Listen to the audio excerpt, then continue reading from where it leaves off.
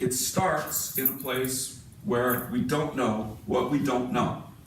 If you change a process and you don't involve the employees from the very get-go, they don't know what they don't know.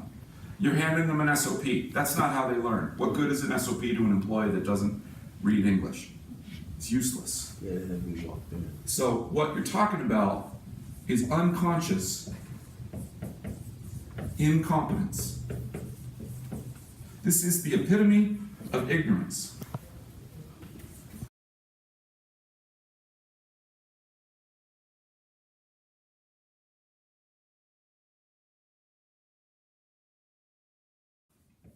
And not ignorance as an insult, ignorance as in you don't know what you don't know. You don't even know, you can't ask a question if you don't know what you don't know. And unfortunately, when we say that question and we're dealing with somebody down here, you're wasting your breath. It might feel good to the employee to know that you have an open mind and you'll listen to them, but they don't know what to ask in the first place, so what difference does it make? So what happens is, we've got to build awareness. In other words, you can't learn anything unless you're aware of the fact that you don't know it in the first place. So building awareness leads us to a place where we are conscious of our incompetence.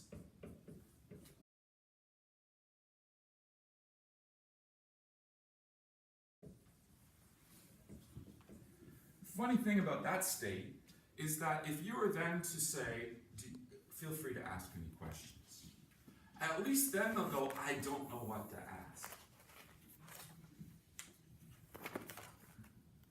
Just saying, don't know what to ask. Okay, so what happens, there are a couple of things about this box. Have you ever noticed that some people, you talk to them about something, they become aware of it, and then they don't learn it anyway? Ever seen people like that? What they have done is they've made a conscious choice to sink back into ignorance. And people do make that choice because it's either too hard or it's too scary to move. Their identity's wrapped up in something over here, and it's too scary, too hard, too something. They just can't come with you. So now, what's this arrow about? That one's about building awareness. This is about practice. Because what we need them to do is become consciously competent.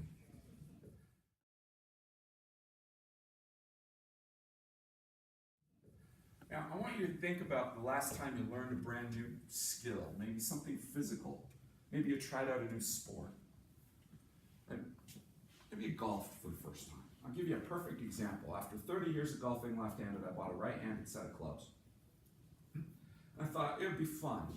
My grandfather was a semi-pro golfer. It would be really fun to see if I switched to the right side of the ball, if I could actually break par. Now, as it turned out, I sucked as bad right-handed as I did left. But I could still get to almost as good right-handed as left, which is really kind of fun, because now I can putt both ways. I'm actually pretty good putting right-handed. But I'll never forget when I first stood on this side of the ball, my hands wanted to go the other way. Right? I'm going to shoot the ball that way, and I'm on the right side of the ball, but my hands want to go this way and shoot it that way. So there's this awkwardness about my hands as I grip the club in a different way, the opposite of what I'm used to, and I pull my arms back, and my whole body's going, this doesn't feel right. That is is conscious competence when you're starting to learn something and your body's going, doesn't feel right. It's awkward, it's weird. I need more practice at this. Because, guys, if I didn't get frustrated and I stayed on the right side of the ball and I continued to practice and take lessons, what would eventually happen? I'd be able to break 90 for the first time in my life. I would actually get good enough that I wouldn't have to think so much about my swing. I would become unconsciously competent. Now, that's how we learn. We go from unconscious incompetence to conscious incompetence through awareness building. We move from conscious incompetence to conscious competence through practice. And then ultimately, through continued practice and ultimate mastery, we move to unconscious competence.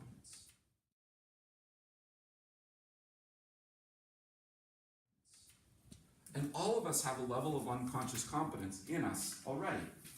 There are certain systems that our body does for us without any thought whatsoever. When was the last time you thought about breathing?